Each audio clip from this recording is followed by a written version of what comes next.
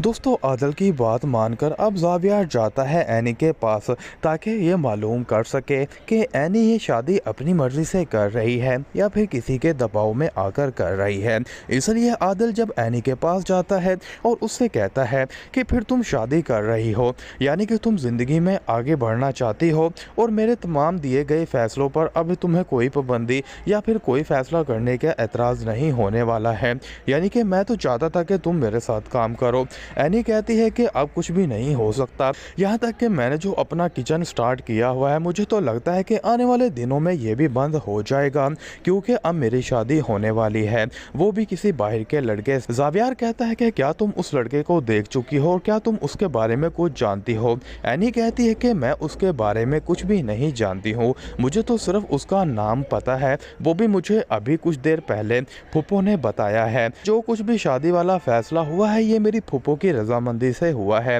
क्योंकि अब मेरी वही एक खून का रिश्ता है, इसलिए मैं उनकी बात को टाल नहीं सकती हूँ। दोस्तों ये बात सुनने के बाद ज़ावियर को एक बात तो कन्फर्म मालूम हो चुकी है कि एनी ये रिश्ता सिर्फ और सिर्फ अपनी फूफो की रजामंदी और उसकी खुशी के लिए ही कर रही है, जबकि उसकी कोई खुशी भी शामिल नहीं है। इसीलिए ज़ावियर कोशिश करेगा कि उस लड़के के बारे में जितना हो सके पता लगवा सके। अगर दोस्तों ड्रामे में इंटरेस्टिंग पॉइंट तो तब आएगा जब ज़ावियर को उस लड़के के बारे में काफ़ी कुछ नेगेटिव पता लगेगा क्योंकि वो लड़का तो पहले से ही शादीशुदा है और पहले ही उसकी तलाक हो चुकी है और अब दूसरी शादी वो एनी से करने वाला है। इसलिए दोस्तों ज़ावियर कभी भी नहीं चाहेगा कि उस लड़के की दूसरी शादी एनी से हो। दोस्तों सब आप आने वाले एपिसोड्स में देखने वाले हैं।